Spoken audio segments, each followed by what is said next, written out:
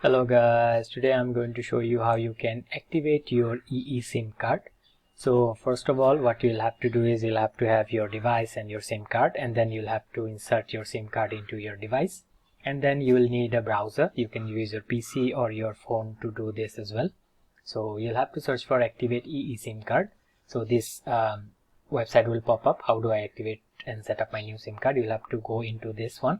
So this is the website. So here you'll see the instructions. So we have already done the step 1, pop the SIM into your device, and then to activate we'll have to click on this link, activate your SIM, your new SIM online. So when you press on it, a new website will come up. As you can see, activate your SIM.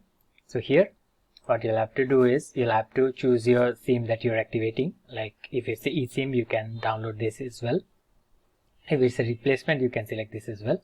So press your SIM card and then press activate, and then it will give you the instructions to activate it, and you can activate it easily. So for iPhone users, you need to restart your iMessages to so that it connects to your new number.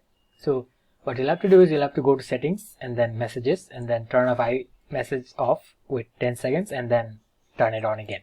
So it will restart. You can also restart your device as well, so it will connect to the right number like that. So this is how you can activate your eSIM card.